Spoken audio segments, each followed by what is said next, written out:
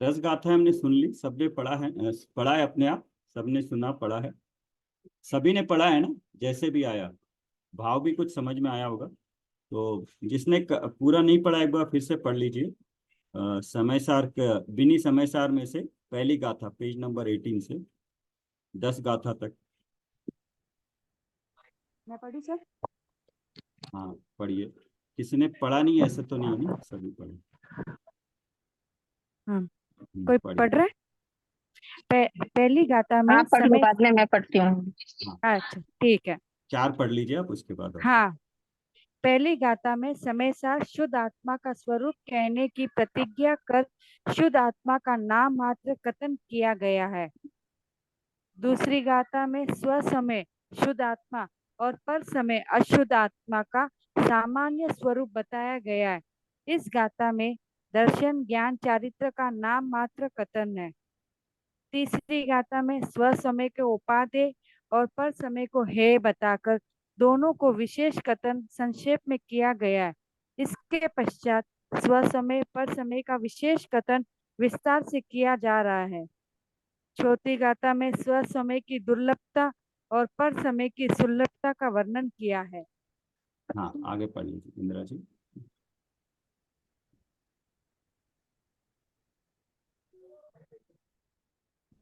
हाँ आप पढ़िए। अनम्यूट कर लीजिए इंदिरा जी। हाँ 5वीं गाथा से पढ़िए। पांचवी गाथा में दुर्लभ स्व समय के स्वरूप को विस्तार से बतलाकर उसे सुलभ बनाने की प्रतिज्ञा को दोहराया गया है। इस प्रकार आरंभ की 5 गाथाएं भूमिका रूप है। छठवीं गाथा में स्व समय के सामान्य स्वरूप पर विस्तार से प्रकाश डाला गया है। सातवीं गाथा में निश्चय नय और व्यवहार नय के माध्यम से वस्तु स्वरूप का प्रतिपादन किया गया है। इस गाथा में दर्शन ज्ञान चारित्र का सामान्य कथन, स्व समय का विस्तार से विशेष कथन और नय का नाम मात्र कथन है। आठवीं गाथा में नयों के सामान्य कथन पूर्वक व्यवहार नय की उपयोगिता बताई गई है। नौवीं गाथा में निश्चय नय का विशेष कथन और शुद्धात्मा को जानने वाले श्रुत केवली का सामान्य कथन है। 10वीं गाथा में शुद्धात्मा के जानने वाले श्रुत केवली का विशेष कथन किया गया है। इसके पश्चात आचार्य जयसेन की तात्पर्य वृत्ति में 2 गाथाएं उपलब्ध है। तात्पर्य वृत्ति की पहली गाथा में शुद्धात्मा को जानने की प्रेरणा दी गई है, आज्ञा दी गई है। तात्पर्य वृत्ति की दूसरी गाथा में शुद्धात्मा को जानने का फल बताया गया है। हाँ यहाँ पे रुकिएगा। हाँ तो अब पहले तो 10 गाथाएं बता दी है, उसके बाद 2 गाथाएं ली है इन्होंने कि तात्पर्यवर्ती टीका है ये, जो जय आचार्य जयसेन ने लिखी है, वो 1000 साल बाद इनके लिखी है ना। उनके बाद आचार्य अमृतचंद के बाद इन्होंने लिखी है। तो तात्पर्यवृत्ति उसका नाम है टीका का। शुद्धात्मा को जानने की प्रेरणा दी गई है, वो तो अभी यहाँ है नहीं तो हम पढ़ नहीं पाएंगे। और दूसरी गाथा में शुद्धात्मा को जानने का फल बतलाया है। 10 गाथाएं, इनका कोई सार समझ में आया? गाथाएं में एनालिसिस करे बिना कोई सार बताएगा क्या बताया है अभी तक?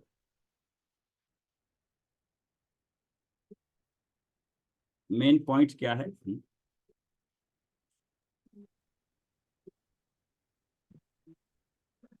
सर मैं ट्राई करूँ? हाँ करिए। सर इसमें गाथा के मेन हिसाब से मत जाइए, मतलब मतलब फ्लो देखे क्या बताना चाह रहे हैं और क्या करने के लिए कह रहे हैं हमें।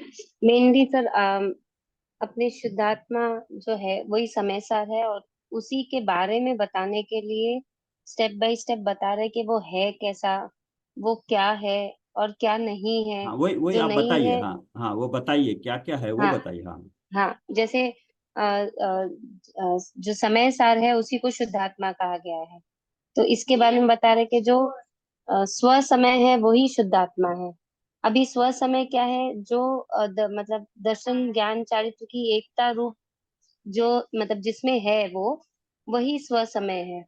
और उसके अलावा जो भी है वो पर समय है। तो अभी स्व समय ही ग्रहण करने लायक है, उपादेय और पर समय ही है। और स्व समय फिर बताया कि कैसे दुर्लभ है, क्योंकि अनादिकाल से हम पर की ओर ही हमारी दृष्टि रहती है, क्यों रहती है? और उसका क्योंकि हमने स्व को कभी जानने की चेष्टा ही नहीं की। और नहीं नहीं नहीं, वो बात बात इसमें बताया क्यों क्यों दुर्लभ है और क्यों सुलभ है, पर समय क्यों सुलभ है और स्व समय दुर्लभ क्यों, ये बताया था ना गाथा में, हाँ हाँ सर, भोग बंधन की कथा के से। राइट राइट राइट, क्योंकि अनादिकाल से हमने भोग बंधन की कथा ही सुनी है, और उसके उसी को मतलब उसी को जाना है और उसी में लीन हुए हैं, उसको और सुना है, कभी भी उसको उसी सुना को है, उसको अनुभव जाना किया है है। और उसको अनुभव भी किया, वो इसलिए सुलभ भी है। हाँ हाँ सर।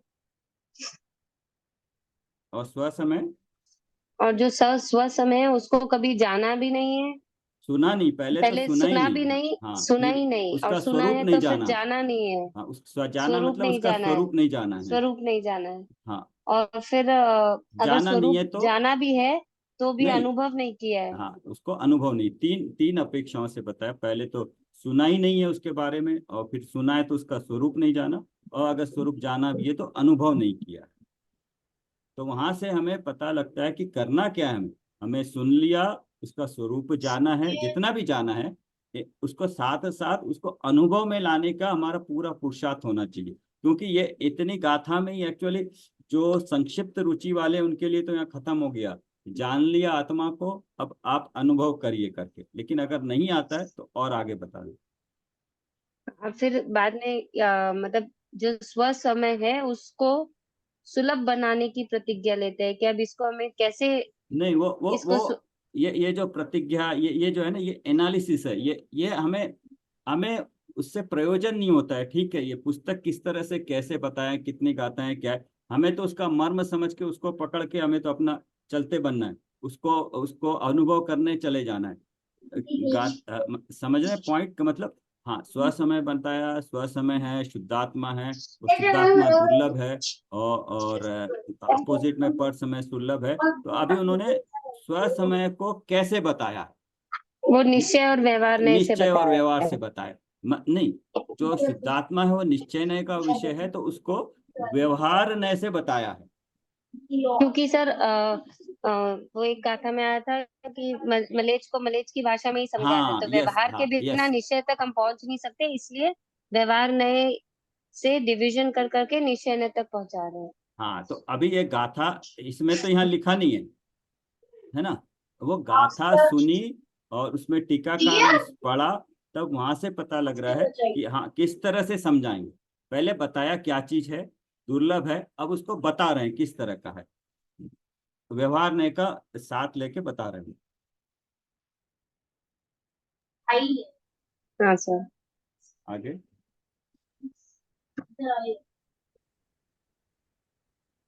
उसके तो आगे सर श्रुत के। 9वीं 10वीं गाथा में श्रुत केवली के बारे में बता रहे हैं।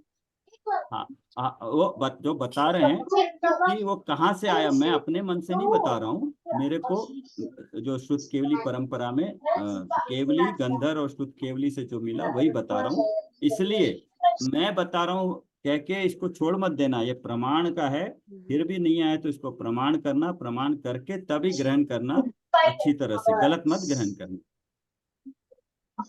छल मत ग्रहण करना।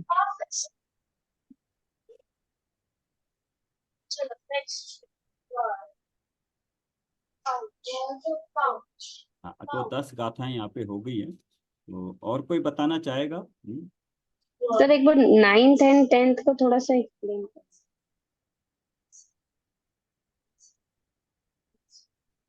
निश्चय से जो आत्मा को जानते हैं वो श्रुत केवली है, हाँ, और व्यवहार से जो दोनों निश्चय व्यवहार शुद्ध से केवली किसको कहेंगे? जो अपनी जो आत्मा के अप, अनुभव कर रहे हैं उस समय वो निश्चय हाँ, शुद्ध केवली है। श्रुत केवली। लेकिन जब उससे बाहर आते हैं, जब उनको ऐसे शुद्ध केवली जिनको द्वादशन का ज्ञान होता है, वो कहेंगे, व्यवहार से शुद्ध केवली कहेंगे, क्योंकि हम्म आत्मा क्या बताया, उसके बाद क्या बताया, आत्मा ज्ञान है और ज्ञानी आत्मा। हम्म जहां जहां ज्ञान है वहां वहां आत्मा है, और जहां जहां आत्मा है वहां ज्ञान। तो सर्व ज्ञान ही आत्मा है और आत्मा ही ज्ञान। ये उसमें आया था, देखा होगा आपने। तो एक तो ये बताया, और उसके बाद बताया था व्यवहार ने अभूतार्थ, ये टीकाकार में भी देख लेना। वहाँ तीसरा पैराग्राफ पेज 68, निश्चय से तो श्रुत ज्ञान से आत्मा, मात्र आत्मा को जानने वाला ही श्रुत केवली है। निश्चय से जो आत्मा को जान लिया, आत्मा को अनुभव कर लिया, वो श्रुत केवली है। फिर व्यवहार से संपूर्ण श्रुत के जानकार को श्रुत केवली कहते हैं। व्यवहार से कहते हैं कि उनको द्वादशांग का ज्ञान है, लेकिन निश्चय ने से तो उन्होंने अपनी आत्मा को जाना। को जाना। फिर व्यवहार ने अभूतार्थ है और निश्चय ने भूतार्थ है। होता अब इतना ज्ञान हो गया, द्वादशं का ज्ञान होने के बाद भी वो व्यवहार ने का कथन वो फिर भी अभूतार्थ है, निश्चय ने ही भूतार्थ है, क्योंकि भूतार्थ के आश्रय से ही जीव सम्यक दृष्टि होते हैं। परम भाव में स्थित जीवों को एक निश्चय नहीं ज्ञात है, किंतु जो जीव अपरम भाव में स्थित वे जीव व्यवहार ने द्वारा उपदेश देने योग्य है। तो इसमें अभी 11 और 12 देख लेते हैं। ठीक है, और किसी को बताना है संक्षेप में, अपना रिवाइज करना हो, क्या समझ में आ रहा है? जी सर, मैं ट्राई करूंगी सर। करिए, कि पॉइंट्स बोलिएगा, एक्सप्लेन नहीं करना, क्या बताया बोलिए, बस अपने हमने क्या टेक अवे करना। जी सर, शुद्धात्मा मतलब समय सार का अर्थ हो गया है शुद्धात्मा। अब इस शुद्धात्मा को अपने को कैसे ग्रहण करना है उसकी विधि यहाँ पे बताई गई है। तो यहाँ पे एक है स्व समय, एक है पर समय। शुद्धात्मा को स्व समय कहा गया है और वो ज्ञान दर्शन चारित्र रूप है, ज्ञायिक स्वभाव को कहा गया है। और बाकी जो भी पर है वो सारे अशुद्ध आत्मा में आ जाते हैं। उद्गल कर्म जो भी आते हैं रिलेटेड उनमें आ जाते हैं। अब ये स्व समय जो है उसको ग्रहण करने योग्य है और पर समय को छोड़ने लायक है। स्व समय को दुर्लभ बताया गया है क्योंकि ये जो स्व समय है या ये ना तो कभी भी जीव ने सुना है, ना उसका स्वरूप जाना है अच्छे से, और ना ही कभी अनुभव किया है। और जो पर समय है वो बहुत सुलभ है क्योंकि काम भोग बंध की कथा अनादि अनंत काल से जीव यही करता आ रहा है और इसका स्वरूप भी जाना है और इसका अनुभव भी किया है। तो इसको आपने किया, कौन से जीव ने किया? सर मैंने ही किया है सर, पर समय तो का। अभी जब जीव बोलोगे ना तो किसी और को हाँ बता दोगे, अपने पे कोशिश करिएगा, हम अपने को इसको भाव समझने की कोशिश करें, अपने पे ही। हाँ, ठीक है सर। जितना हो सके अपने अपने पास लाइए, जिससे कि हम उसको फील कर सके। वरना जब हम दूसरा जीव बोलते हैं ना तो हम लगता है कि किसी और के बारे में बात कर रहे हैं, मैं तो वो हूं नहीं। ठीक है मैं सर। अनादिकाल से। तो सर अभी ये जो पर समय है इसकी कथा हमने बहुत सुनी है, तो अभी इसका वर्णन नहीं है। आगे ये स्व समय जो है जो दुर्लभ है उसका यहाँ पे वर्णन किया गया है। निश्चय और व्यवहार से मतलब वस्तु प्रमाण से जो है वो निश्चय और व्यवहार को मिलाकर है।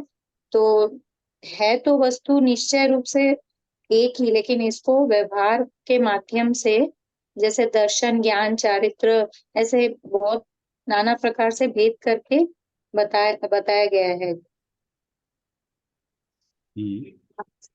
और यहाँ पे जो निश्चय से तो मतलब ये जो श्रुत श्रुत ज्ञान है वह निश्चय से श्रुत ज्ञान तो मात्र आत्मा को जानने वाला ही श्रुत केवली है और व्यवहार से संपूर्ण श्रुत के जानकार को श्रुत केवली कहा है। और श्रुत मतलब? श्रुत श्रुत केवली मतलब नहीं, श्रुत श्रुत केवली में का श्रुत मतलब श्रुत का मतलब क्या है? श्रुत मतलब तो सर सुनना। श्रुत सुनना श्रुत भी होता ज्ञान है, और श्रुत मतलब श्रुत ज्ञान मतलब किस चीज का ज्ञान? श्रुत ज्ञान सर आत्मा का ज्ञान।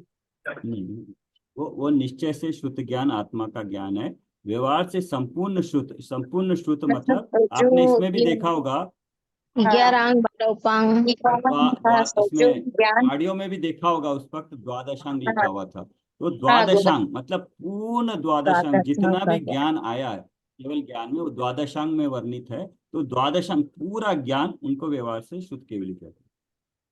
सर मतलब ये क्या हुआ सर, मतलब द्वादशांग किसका अर्थ हो गया, श्रुत का?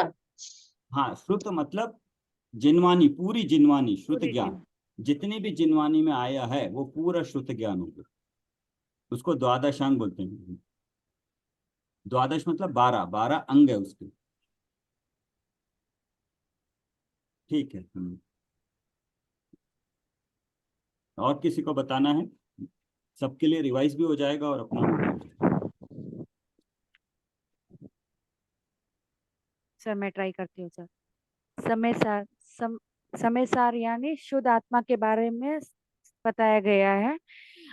तो इसमें आके स्व समय और पर समय। स्व समय यानी शुद्ध आत्मा, जिसमें ज्ञान दर्शन चारित्र मात्र है।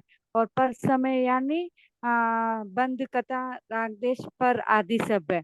स्व समय को हमें ग्रहण करना चाहिए और पर समय का त्याग करना चाहिए।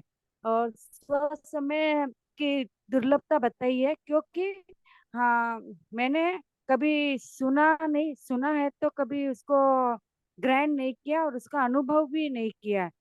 और पर समय इतना सुलभ है क्योंकि अनादिकाल से इसी में रचे पचे हैं। फिर इसको आके निश्चय और व्यवहार से बताया गया है करके। तो निश्चय तक पहुंचने के लिए हमें व्यवहार का भी सहारा लेना पड़ेगा। जब निश्चय तक पहुंच जाएंगे तो व्यवहार अपने आप स्वतः ही छूट जाएगा। हम्म। फिर इसके लिए जैसे मैलेच है तो उसको उसी की भाषा में समझाना पड़ेगा। इसके लिए व्यवहार और निश्चय दोनों अपनी अपनी जगह उपयोगिता है। फिर सूत्र केवली जो निश्चय से सिर्फ अपनी आत्मा की ओर ध्यान देते हैं उसे श्रुत केवली निश्चय से कहते हैं। और जो द्वादशांक क्या 12 अंक के श्रुत के पूरे ज्ञान के जानकार है उनको व्यवहार से श्रुत केवली कहते हैं। ठीक है, ओके। अभी एक बार ये पढ़ लेते हैं, ये टीका, ये मिनी समय सार में आगे पढ़ लेते हैं। ये पढ़ लीजिए, यहाँ पेज नंबर 19 से पढ़ लीजिए पूरा। इसको पूरा एक बार पढ़ के इसको क्लोज कर देते हैं, ये 11वीं पैरा। गाथा हाँ। कोई पढ़ रहा है? मैं पढ़ूं? हाँ, पढ़िए। 11वीं गाथा में नयों का विशेष कथन करते हुए निश्चय ने की भूतार्था और व्यवहार ने की अभूतार्था पर प्रकाश डाला है।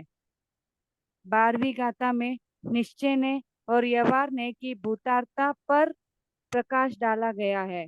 निश्चय ने और व्यवहार ने की भूतार्था पर प्रकाश डाला गया है। 13वीं गाथा में नयों का प्रयोग करते हुए सम्यक दर्शन का सामान्य स्वरूप बताया गया है। 14वीं गाथा में शुद्ध ने और शुद्ध आत्मा का सामान्य स्वरूप समझाया है। 15वीं गाथा में शुद्ध आत्मा के स्वरूप को जानने वाले की संपूर्ण जिन शासन का जानने वाला कहकर शुद्ध आत्मा को जानने वाले सम्यक दृष्टि का सामान्य कथन किया गया है। तात्पर्य वृत्ति की 3री गाथा में सम्यक दृष्टि का विशेष कथन किया गया है। 16वीं गाथा में दर्शन ज्ञान चारित्र के सदा सेवन की प्रेरणा दी गई है और उन तीनों को निश्चय से एक आत्मा ही कहा गया है। इस प्रकार हम देखते हैं कि पहली गाथा में जिस शुद्ध आत्मा का वर्णन करने की प्रतिज्ञा की गई थी उसी शुद्ध आत्मा में लीन रहने की प्रेरणा देकर सम्यक दर्शन का विशेष कथन किया गया है। तात्पर्य वृत्ति की 20वीं 21वीं और आत्मख्याति की 17वीं और 19वीं गाथाओं में 18वीं, 18वीं। 18वीं 18 आत्मख्याति की 17वीं और 18वीं गाथाओं में शुद्ध आत्मा में लीन रहने की प्रेरणा की ही पुष्टि लौकिक उदाहरण के द्वारा देकर विशेष कथन को दृढ़ किया गया है। इस प्रकार आचार्य कुनकुन ने अपने ग्रंथ में वही विषय सिलसिलेवार क्रमश वर्णित किए हैं जिनके समझे बिना मूल विषय समझ में नहीं आ सकता। जिस विषय को समझने के लिए जिस जिस ज्ञान की जितनी जितनी अनिवार्य आवश्यकता है, उस विषय को वे आगामी गाथाओं में स्पष्ट करते चले गए हैं। जैसे शुद्ध आत्मा के स्वरूप को समझने के लिए नयों का ज्ञान आवश्यक है, क्योंकि उसके बिना वस्तु का सही स्वरूप समझ में नहीं आ सकता है। अतः शुद्ध आत्मा का स्वरूप विस्तार से समझाने के पहले नयों की आवश्यकता और उपयोगिता पर भी प्रकाश डाला है। आचार्य कुन की इसी शैली के दर्शन पूरे समय सार में होते हैं, जिनकी चर्चा तत्संबंधित गाथाओं में यथास्थान की जाएगी। हाँ, ये पूरा इसमें 21 गाथाएं हैं ना, 21 गाथाओं के बारे में ही बताया। अब हाँ आगे है समयसार की वस्तु और मिनी समयसार की वस्तु, हाँ मिनी समयसार की विषय वस्तु। और उसके बाद पेज 28 से एक एक गाथा का अच्छी तरह से समझाया है। इसमें अब पढ़ने को मिलेगा एक एक गाथा का। तो एक एक देखना, 3 3 पेज, 4 4 पेज है। गाथा 2 34 है। इस तरह हाँ से इन्होंने लास्ट में पेज 99 पे गाथा 20 और 21 तक, 21 को ही विशेष रूप से लिया है इसमें। उसके बाद तो व्यवहार न्याय और निश्चय न्याय का फिर से रिपीट है, देख लेना, ये पढ़ा हुआ है हमें। तो पूरा व्यवहार न्याय का टेबल जो है फिर से डाल दिया इसमें। और ये हाँ निश्चय न्याय के बारे में फिर से कोई जिसको पढ़ना हो ना, एक बार फिर से यहाँ पे समरी रूप में दिया गया है। और समय सार में शुद्धात्मा का स्वरूप और फिर कलश की भी बात की है डॉक्टर हुक्म चंद जी बहादुर ने। और नयों की अपेक्षा से ही बताया, जो कि हम पढ़ चुके हैं, फिर से यहाँ पे उन्होंने रिपीट कर दिया है। तो अभी कैसे करें हम, आप लोग क्या बोलते हो? हमारे पास टीकाकार की बुक भी है, क्योंकि उसमें 30 पेज है, वो भी पढ़ने हैं, उसको भी पढ़ना है। और अगर समझना है तो ये समझना पड़ेगा, मिनी समय सार लेना पड़ेगा। 21 गाथाओं का डिटेल में पढ़ना पड़ेगा इसमें। सर हम दोनों पैरेलल पढ़े क्या? हम्म ये थोड़ा सा पैराग्राफ एक पेज, क्योंकि इसमें तो शॉर्ट में दिया जो अपना है दिया हुआ है बुक, और हम्म। विस्तृत पढ़ना है तो अपने को सर थोड़ा सा इसमें मिनी समय सार में से पढ़ना पड़ेगा। तो सर, पैरेलल साथ साथ चलाए तो मतलब सबको यदि ना हो दिक्कत, सर फिर महीने भर में तो हो जाना चाहिए जब तक मैम खत्म करेंगे। हाँ नहीं, फिर क्या है वो, नहीं उसमें तो क्या है, बाद वाली गाथाएं तो पढ़ने में तो टाइम लगे, वो तो फिर इसी से पढ़ना पड़ेगा। तो 21 गाथाएं जो मिनी समय सार है, इसको अच्छी तरह से पढ़ लेते हैं। सर अभी पहले आपने जैसे पढ़ा है ना, वीडियो देख के फिर इसमें से फिर इस बुक में से, तो हम्म। वैसे सही लग रहा है सर, ये ऐसे कर लेते हैं या जितने भी है। हाँ नहीं, वीडियो तो बाद में एक साथ देख इसके लेंगे, वही बाद चीज। भी सर, इसके बाद भी सर समय सर अनुशीलन ही मैम शुरू करवाएंगी ना, तो हमको हाँ डिटेल तो आना चाहिए, नहीं तो वो बुक समझ नहीं आएगी फिर। हाँ, तो ऐसे कर, हाँ क्योंकि देखिए टीकाकार की बुक में हमने 22 क्या 23 25 गाथाएं पढ़ ली है, बट उसमें लगता नहीं है कि कुछ पढ़ा है ना। हाँ हम्म। सर। और दो सर पेज ये पे, 8 गाथाओं में तो लग रहा है ना कि बहुत अच्छे से समझ में आ गई है हाँ जो 8 डिटेल। गाथाओं में तो उससे सर आगे मिनी वो तो समय करेंगे। सार वाली ना उसको पढ़ लेते थे। क्योंकि इसमें पूर्व रंग जो टीकाकार में है 67 से 68 69 के सेकंड पैरा तक हमने पढ़ लिया है। वहां पर 25 गाथाएं हो चुकी है, लेकिन उससे तो जस्ट एक समरी टाइप है। बट जो समझ में आया वो ऑडियो से या मिनी समय सार से, बेसिकली ऑडियो से ही सुन सुन के बाद में। तो ऐसे करते हैं, पहले ये समय सार का जो मिनी समय सार है, इसको एक बार पढ़ लेते हैं पूरा, हाँ सर। है ना। पढ़ के फिर ये मेन गाथाएं हैं, इसके बाद फिर हम टीकाकार से आगे का पढ़ हम लेंगे, जैसे हम्म, इसमें दिया वैसे पढ़ते चले जाएंगे। तो एक बार पूरी विषय वस्तु हमारे ध्यान में आ जाएंगी, उसको फिर धीरे धीरे अनुशीलन में, क्योंकि पूरे जितने अधिकार है ये 2 महीने के 8 क्लास में तो हो नहीं सकते। एक ही कोई टॉपिक होगा, बस मैडम भी पूरा नहीं पढ़ा पाएंगी। इसमें जो दे दिया है, ये भी हम टीका मिनी समय साहब पढ़ने के बाद बस एक रीडिंग कर पाएंगे बस। बस थोड़ा पूर्व रंग का ये 21 गाथाएं हैं, इसको अच्छी तरह से कर लेते हैं। ठीक है, तो पढ़िए फिर, हाँ इसको आगे करते हैं, इसी को पढ़ते हैं। समय सार की विषय वस्तु। ये पहले थोड़ा सा इंट्रोडक्शन हो गया, अब फिर से समय सार की विषय वस्तु में पूरा कवर कर लेंगे।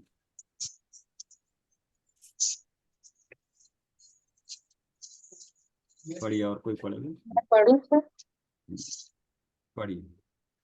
कौन सा पेज? पेज अ, 21, पेज 21 पढ़िए। मिनी समय सार। समय सार की विषय वस्तु। समय सार के मूल प्रतिपाद्य को स्पष्ट करते हुए आचार्य कुंद कुंद स्वयं कहते हैं कि एकत्व विभक्त आत्मा को मैं अपने स्ववैभव से दिखाता हूँ। एकत्व इजिकल टू अपने में अभेद अनंत गुणों का अखंड पिंड, असंख्यात प्रदेशों का अखंड पिंड। विभक्त द्रव्य कर्म, भाव कर्म और नौ कर्म रहित आत्मा। इस प्रकार अपने गुणों से अभिन्न और समस्त पर से भिन्न आत्मा ही एकत्व विभक्त आत्मा है। इसमें दो दो अपेक्षा से बता, एक तो जो है वो क्या, अमूर्तिक प्रदेशों का पुंज, ज्ञान दर्शन आदि गुणों का धारी, अनंत गुणों का अखंड पिंड, अभेद रूप में, ऐसा ऐसा आत्मा मैं हूं। और मैं क्या नहीं हूं? द्रव्य कर्म, भाव कर्म, नो कर्म से रहित हूं। तो दोनों अपेक्षा से बता दी। संक्षेप में कहे तो समय सार की मूल विषय वस्तु वह आत्म स्वभाव है, जिसके आश्रय से मुक्ति का मार्ग आरंभ होता है। उस दुर्लभ शुद्धात्म स्वभाव को सारे जगत के लिए सुलभ करना समय सार का उद्देश्य है। अतः समय सार का प्रतिपादन केंद्र बिंदु शुद्धात्मा है। जैसे समय सार की आरंभ की 5 गाथाओं में से प्रथम गाथा में शुद्धात्मा का स्वरूप समझाने की प्रतिज्ञा की है। दूसरी गाथा में स्व समय रूप शुद्धात्मा और पर समय रूप अशुद्धात्मा का स्वरूप बतलाया गया है। तीसरी गाथा में शुद्धात्मा को उपादेय और अशुद्धात्मा को हेय बताकर इन दोनों में स्थित होने का फल बता दिया गया है। चौथी गाथा में स्व समय रूप शुद्धात्मा की दुर्लभता और पर समय रूप अशुद्धात्मा की सुलभता बताई गई है। पांचवी गाथा में दुर्लभ शुद्धात्मा के स्वरूप को इस ग्रंथ में विस्तार से समझाकर सुलभ करने के अपने निर्णय को पुनः दोहराया गया है। क्योंकि शुद्धात्मा को सभी को जानना चाहिए, पहचानना चाहिए और उसमें जमने रमने का प्रयास करना चाहिए, इसलिए इस ग्रंथ में शुद्धात्मा के सभी रूपों का विस्तार से वर्णन किया गया है। इसको क्या बोला है? ये 5वीं गाथा में दुर्लभ शुद्धात्मा के स्वरूप को इस ग्रंथ में विस्तार से समझाकर सुलभ करने के लिए अपने निर्णय को पुनः दोहरा। क्योंकि पहले बताया कि दुर्लभ है ना, उन्होंने कोशिश किया है भी इसमें कैसे सुलभ बनाया जाए। और क्योंकि शुद्धात्मा को सभी को जानना चाहिए, पहचानना चाहिए और उसमें जमने रमने का प्रयास करना चाहिए, इसलिए इस ग्रंथ में शुद्धात्मा के सभी रूपों का देखना, कौन कौन से रूप आएंगे, किस अपेक्षा से आएंगे, वर्णन विस्तार से वर्णन किया गया। ये भी पढ़ लीजिए, समय के 3 भेद। पंचास्तिकाय संग्रह में समय के 3 भेद किए गए हैं। एक शब्द समय, अर्थ समय, ज्ञान समय। पंचास्तिकाय संग्रह के मंगलाचरण में समय द्रव्य आगम जिनवाणी अथवा शास्त्र अर्थ में प्रयुक्त है, इसे ही शब्द समय कहा है। इस ग्रंथ में जो 5 अस्तिकाय और 6 द्रव्यों का वर्णन है, उसे अर्थ समय कहा है। इस प्रकार 5 अस्तिकाय और 6 द्रव्य मिलाकर संपूर्ण लोक ही अर्थ समय में शामिल हो गया। ज्ञान समय की प्रसिद्धि के लिए ही अर्थ समय का वर्णन पंचास्तिकाय संग्रह ग्रंथ में किया गया है। उसी क्रम को आगे बढ़ाते हुए आचार्य कुंद कुंद इस समय सार ग्रंथ में ज्ञान समय का वर्णन विस्तार से कर रहे हैं। संक्षेप में कहे तो पंचास्तिकाय संग्रह में समय क्षय द्रव्य का और समय पाहुड़ में समय सार शुद्धात्मा का वर्णन किया गया है। पंचास्तिकाय संग्रह किसने लिखा है?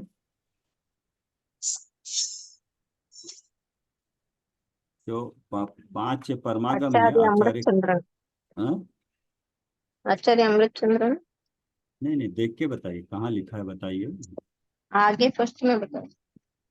नहीं आचार्य कुंद इन कुंद की रचना है हाँ, पंचास्त्र। इनके 5 परमागम हैं उसमें, इसी में होगा टीकाकार में भी। सर कुंद कुंद आचार्य की ही रचना है, जो 5 परमागम है ना। हाँ नहीं, मैं वो कहाँ पे लिखा है, समय कहाँ पे सार लिखा है प्रवचन। उसको नहीं देख सर, लीजिए। मुझे पता है, वही बोल रही हूँ। समय सार, प्रवचन सार, नियम सार और ये और सर पेज नंबर 10 में है सर। पंचास्तिका, ये 5 परमागमों में आते हैं। हाँ, कुंद ये कुंद विषय टीकाकार की विषय सूची वहां पर भी दिया है, आचार्य कुंद कुंद के ग्रंथों का परिचयात्मक अध्ययन। और हाँ, समय सार के पेज प्रणेता नंबर आचार्य कुंद कुंद 9 नंबर पेज में। पेज नंबर 9 में है सर। हाँ, यस। कहा जाता है कि अपने 84 पाहुट लिखे थे, हम्म किंतु आज उनके द्वारा लिखित निम्न ग्रंथ ही उपलब्ध है: समय सार, प्रवचन सार, नियम सार, पंचास्तिकाय संग्रह, अष्टपाउट। हाँ, ये यहाँ पे अष्टपाउट है। में लिखित 8 पाउट संग्रहित है। ठीक है। हाँ, तो ये पंचाशती संग्रह में भी इन्हीं का लिखा हुआ पॉइंट ये है कि इन्होंने वहां पे समय के 3 बताए। समय मतलब जिनवानी को भी बताया, शब्द समय, और पूरे लोक को, पूरा लोक को भी अर्थ समय बताया, और ज्ञान समय को ये बताया शुद्धात्मा। आत्मा। आत्मा ही, बस शुद्ध आत्मा को ही ज्ञान समय बताया। ठीक, आगे कोई और पढ़े। मैं पढ़ती हूँ सर। पेज 23। मिनी समय सार की विषय वस्तु। आचार्य कुंद कुंद कृत समय सार आज जो भी उपलब्ध है वह आचार्य अमृतचंद्र कृत टीका के साथ ही उपलब्ध है, और कुछ प्रकाशकों ने में कुछ प्रकाशनों में प्रकाशन। आचार्य जयसेन की टीका भी उपलब्ध है। इन सभी प्रकाशनों की एक विशेष बात यह भी है कि जिन प्रकाशन में आचार्य जयसेन की टीका नहीं भी दी है, उन्होंने भी तात्पर्य वृत्ति में उपलब्ध गाथाओं को उसी क्रम में स्थान दिया है और उनका क्रमांक नए क्रम से आरंभ किया है। आत्मख्याति में समय सार की 415 गाथाएं ही उपलब्ध है और तात्पर्य वृत्ति में 437 गाथाएं उपलब्ध है। एक मिनट। हाँ, मिनी समय सार, आचार्य कुंद कुंद का समय सार, समय सार तो है आज जो भी उपलब्ध है वो आचार्य अमृतचंद का टीका के साथ ही उपलब्ध है। उन्होंने, आचार्य कुंद ने समय सार लिखा है, उस पर आचार्य अमृतचंद ने टीका लिखा है, और कुछ प्रकाशनों में आचार्य जयसन की टीका भी उपलब्ध है। मतलब ओरिजिनल ग्रंथ वो आचार्य कुंद कुंद का है, उस पर टीकाएं आचार्य अमृतचंद ने लिखी हैं, और कुछ टीकाएं आचार्य जयसेन ने भी लिखी हैं। हाँ, सर और सर आप ये जो बता रहे हैं ना सर, आज जो भी उपलब्ध है वह आचार्य अमृतचंद्र कृत टीका के साथ ही उपलब्ध है। मतलब सर जो आचार्य कुंद कुंद ने जो समय सार लिखा था मेन ग्रंथ, वो नहीं है सर? वो तो है ना, उसके साथ ये टीका भी उपलब्ध है, ये साथ ही उपलब्ध है। पर मूल ग्रंथ तो वो ताड़पत्र पे मूल बद्री जो है ना, कर्नाटका में, बस वही है। असम जो कुंद कुंद आचार्य ने जो लिखे थे वहां पर सब सहेज के रखे हुए हैं। बाकी ये जितनी भी है तो उनका मतलब टीका में ही उपलब्ध है। मूल बद्री जैन बद्री है ना, श्रवण बेलगोला के पास।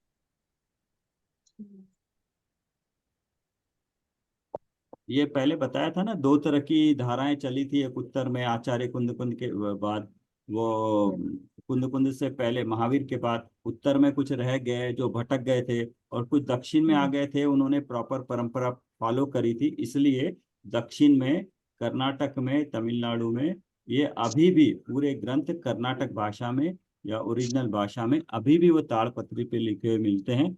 और कई सारे ऑर्गेनाइजेशन हैं वो उनको अच्छी तरह सजो के रखे हैं, संभाल के रखे हैं और उसको पूरा डिजिटाइज भी कर रहे हैं पूरा, जिससे कि वो बचा रहे। सर सोनगढ़ से भी ये बोलता समय सार ना, पूरा मतलब बस रिकॉर्डिंग है पूरी, मतलब पूरा समय सार एक मतलब पूरा रिकॉर्डेड है, बोलता समय सार करके निकाला है उन्होंने भी। उसमें पूरा एक बुक रूप में है।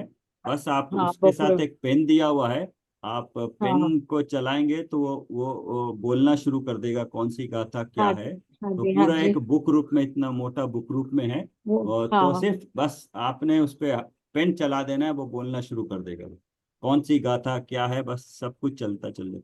ये पिछले नहीं, यहाँ पे इन्होंने रिलीज किया था इस बार, देखा था। अच्छा हाँ वो। नहीं, पिछले साल ही रिलीज कर दिया था वहाँ पे, ढाई द्वीप में रिलीज किया था शायद। यस, हाँ वहीं देखा था इसको। तो अच्छी बुक थी वो बहुत, सुनने के लिए बस कहीं पर भी लगाओ हाँ आप सुनते चल जाओ, जैसे रेडीमेड, आपको कुछ करने की भी जरूरत नहीं, उसी में वो चलता रहेगा। ठीक है। आत्मख्याति में समय सार की 415 गाथाएं भी उपलब्ध हैं। और तात्पर्य वृत्ति में तो समय सार की 415 है, तो आत्मख्याति में समय सार की 415 गाथाएं उपलब्ध हैं और तात्पर्य वृत्ति में 437 गाथाएं उपलब्ध हैं। इससे प्रतीत होता है कि मूल समय सार की 2 प्रतियां रही होंगी। ठीक है, पढ़ लीजिए आगे।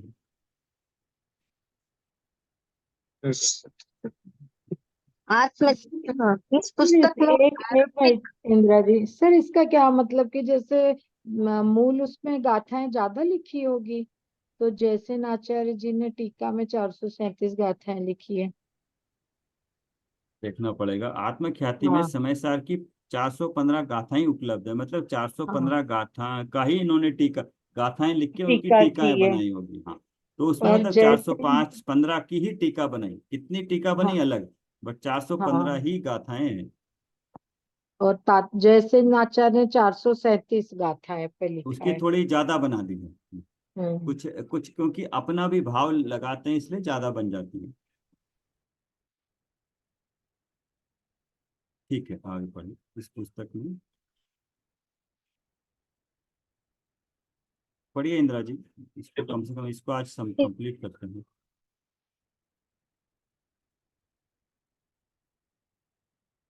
इस पुस्तक में आरंभिक 21 गाथाओं की टीका को पद विच्छेद, शब्दार्थ सहित सरल सहज बोधगम्य भाषा में प्रस्तुत किया गया है। इन 21 गाथाओं में आचार्य 18 अमृत, गाथाएं और उनके मध्य में उपलब्ध आचार्य जयसेन की टीका की 3 गाथाएं सम्मिलित है। इसमें शब्दार्थ आचार्य जयसेन की टीका के आधार से दिए गए हैं। क्योंकि आज आचार्य अमृतचंद्र द्वारा लिखी टीका आत्मख्याति के क्रम के अनुसार ही समय सार की गाथा का क्रम प्रचलन में है, अतः मैंने उसी क्रम को प्रस्तुत पुस्तक में अपनाया है। साथ ही साथ आचार्य जयसेन की तात्पर्य वृत्ति टीका में उपलब्ध गाथाओं को भी यथास्थान उसी क्रम से नामोल्लेख पूर्वक दिया है। उक्त 31 गाथाओं को सार संक्षेप में निम्न प्रकार है।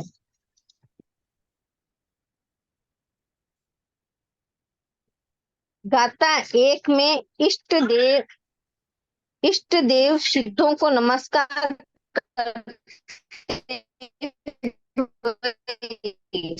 इंदिरा जी आपका नेट नेट डिस्कनेक्ट हो रहा है। हाँ, की रुकिएगा आप। हाँ, प्रतिज्ञा, साथ ही साथ हाँ तो सर किसी को और को बोले, हाँ हाँ, आपका कोई नेट और पढ़ रहा डिस्टर्ब है। हो रहा है। हाँ, रितु जी आप सर पढ़ मैं लीजिए। पढ़ती हूँ। पढ़ लीजिए। हाँ जी। गाथा 1 में इष्ट देव सिद्धों को नमस्कार करते हुए समय प्रावृत नामक ग्रंथ लिखने की प्रतिज्ञा की गई है। साथ ही साथ विषय वस्तु को स्पष्ट करते हुए आचार्य कुंद कुंद ने कह दिया है कि मैं इसमें शुद्ध केवली द्वारा कथित शुद्धात्मा का स्वरूप बताऊंगा। गाथा 2 से 4 में कहा गया है, दर्शन ज्ञान चारित्र में स्थित जीव स्वसमय है और पुद्गल कर्म के प्रदेशों में स्थित जीव पर समय। एकत्व निश्चयगत समय ही लोक में सर्वत्र सुंदर है। यही कारण है कि एकत्व में बंध की बात विसंवाद पैदा करने वाली है। विसंवादोत्पाद काम, भोग, कथा और बंध की कथा से तो संपूर्ण जगत परिचित है। ऐसा कोई नहीं है जिसने उसे न सुना हो, उसका अनुभव न किया हो। किंतु एकत्व विभक्त आत्मा की बात न तो आज तक सुनी है, न ही उसका परिचय प्राप्त किया है, न ही उसका अनुभव ही किया है। गाथा 5 में आचार्य देव कहते हैं, उसी एकत्व विभक्त आत्मा की बात में मैं अपने वैभव से बताऊंगा। हे भव्य जीवो, उसे तुम प्रमाण करना। कहीं कोई चूक रह जाए तो छल ग्रहण मत करना। इस पे गाथा हाँ, एक तो अभी ऑडियो सुना है तो हमें थोड़ा सा लग रहा है ना कि हाँ, वर्ड्स एक जैसे है, समझ में आ रहे हैं, बट हाँ इसमें जो बात कर रहे हैं ना, देखो एकत्व आत्मा की बात मैं अपने वैभव से बताऊंगा, ये तो है, बट ये देखो संबोधन कैसे करते हैं पढ़ने वाले को, हे भव्य जीवों। अभी अभी इन्होंने तो भव्य जीव कह दिया, अभी आप अपने आप को कैसे मानते हैं? होता है ना, उत्साह आता है क्या? आप राखी जी बोलेंगी नहीं किंतु परंतु अभी तो संसारी, अभी तो हम संसारी है, सर अभी तो भव्य जीवी है सर, यहाँ बैठे हैं ना सर सारे, हैं? हम सारे ही भव्य जीवी है सर। हाँ तो अभी अभी आज नहीं बोला आपने, सही बोला, ठीक है। तो हम सभी भव्य जीवी हैं, ऐसे ही मान के मानेंगे तो क्या होगा, हमारा उत्साह चलेगा। अगर जरा सा भी उसमें मानेंगे कि नहीं है, अरे छोड़ो यार, फिर क्या करना, पता नहीं होंगे नहीं होंगे। अब भव्य जीवी है तो हम पूरा अपना जोर लगा देंगे, पुरुषार्थ पूरा लगा देंगे, कि जितना समय मिला है पूरा लगा देंगे। इसलिए इसको बहुत महत्व है। एक तो उन्होंने भी कहा है ना, तो कुछ समझ के कहा है कि ऐसा जीव जो आत्मा की बात सुनने के लिए आया है, जिज्ञासु जीव है, तो ऐसा जीव जिसने आत्मा की बात सुनी है वो निश्चय से भव्य जीवी ही होगा, उसकी अपेक्षा से भी कहेंगे।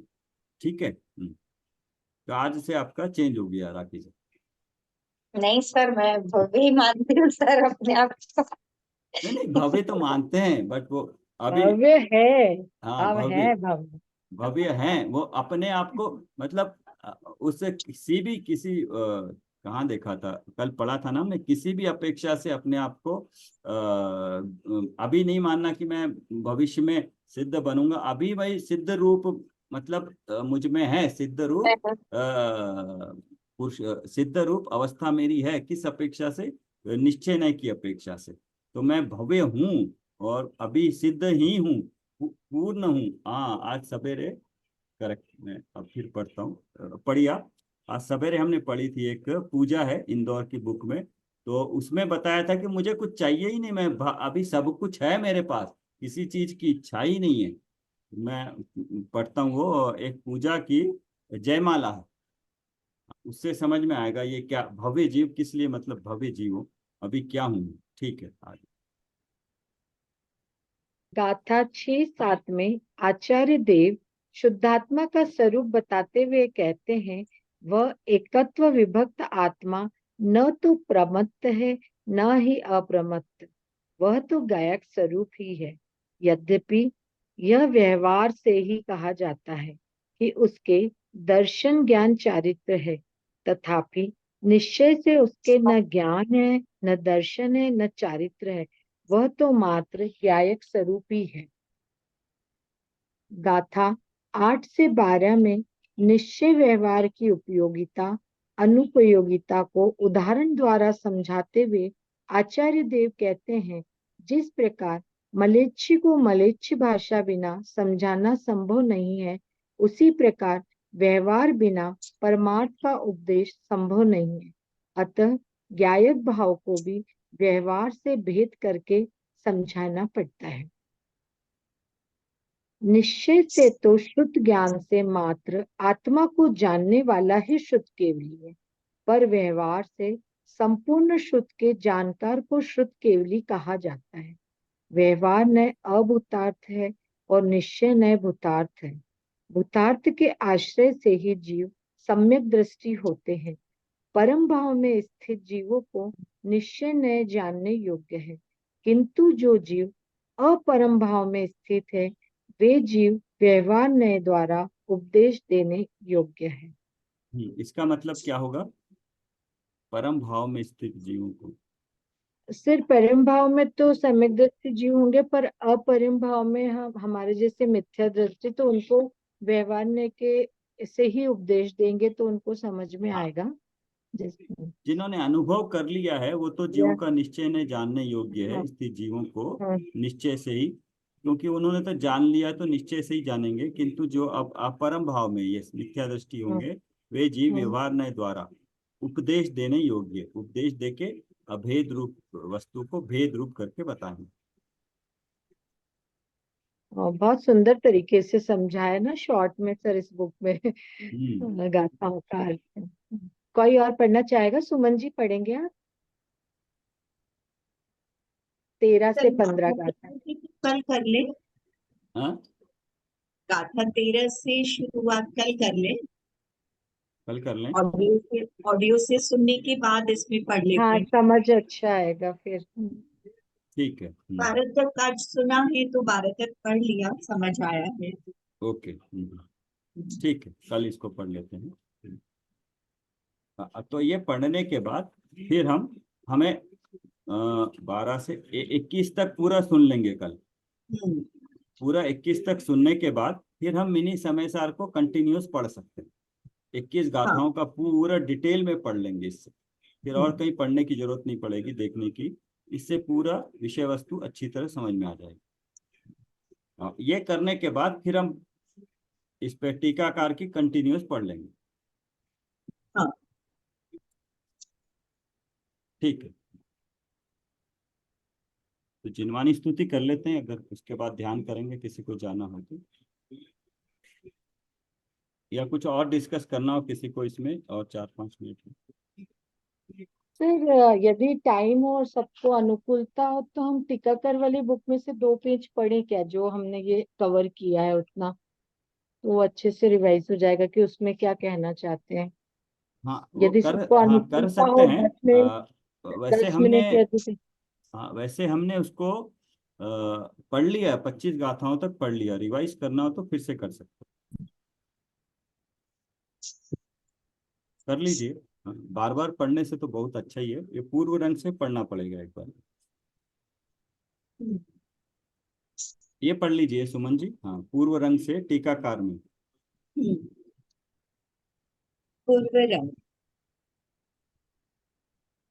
पूर्व रंग में मंगलाचरण पूर्वक ग्रंथ करने की प्रतिज्ञा करने के साथ साथ ग्रंथ के मूल प्रतिपाद्य विषय एवं प्रतिपादन शैली का स्वरूप स्पष्ट किया गया है। मंगलाचरणोपरांत कहा गया है कि दर्शन ज्ञान चारित्र में स्थित जीव स्वसमय है और पुद्गल कर्म के प्रदेशों में स्थित जीव पर समय। एकत्व निश्चयगत समय ही लोक में सर्वत्र सुंदर है। यही कारण है कि एकत्व में बंध की बात विसंवाद पैदा करने वाली है। विसंवादोत्पादक काम भोग और बंध की कथा से तो संपूर्ण जगत परिचित है। ऐसा कोई नहीं जिसने उसे न सुना हो, उसका अनुभव न किया हो, किंतु एकत्व विभक्त आत्मा की बात न तो आज तक सुनी है, न उसका परिचय प्राप्त किया है, न उसका अनुभव ही किया है। आचार्य देव कहते हैं कि उसी एकत्व विभक्त आत्मा की बात मैं अपने वैभव से बताऊं। हे भव्य जीवों, उसे तुम प्रमाण करना। कहीं कोई चूक रह जाए तो छल ग्रहण मत करना। वह एकत्व विभक्त आत्मा न तो प्रमत्त है न अप्रमत्त ही, वह तो एक ज्ञायक स्वभाव स्वरूप ही है। यद्यपि यह व्यवहार से कहा जाता है कि उसकी दर्शन ज्ञान चारित्र है, तथापि निश्चय से उसके न ज्ञान है, न दर्शन है, न चारित्र ही है।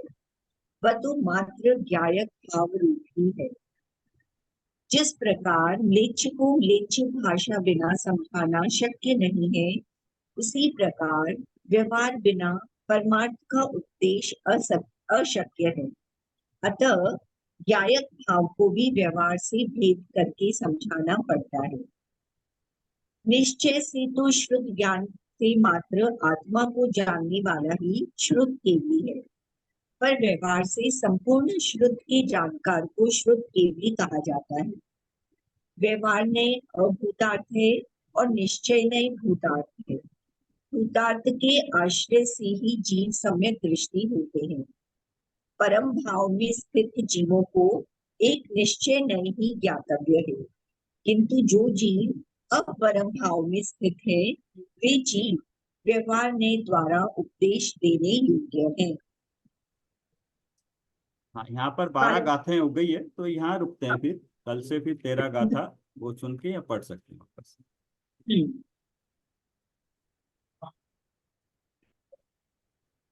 ठीक है, फिर जिनवानी स्तुति कर सर लेते हैं। एक चीज बता दीजिए, वो विसंवाद दोत्पादक और हाँ एकत्व में बंद की बात विसंवाद पैदा करने वाली है। हाँ, कोई बता सकता है, बताइए, क्योंकि 3 वर्ड है, संवाद। हाँ,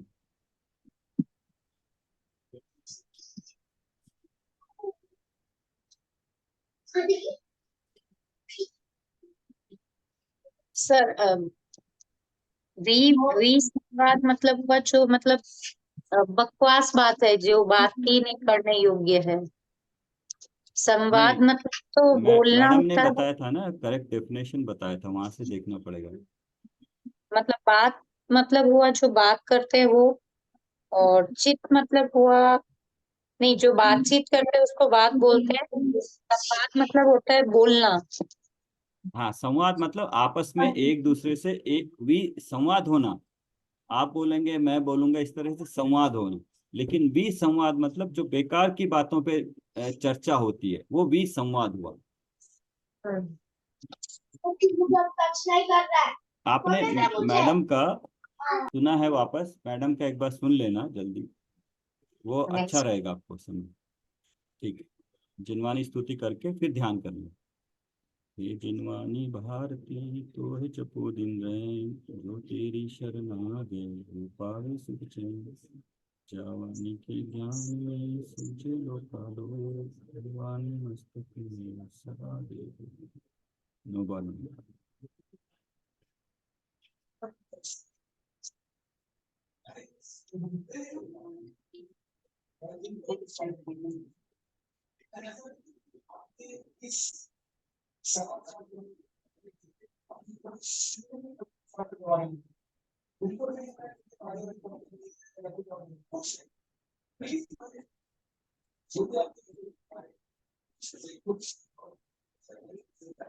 पादशाही जिनवानी।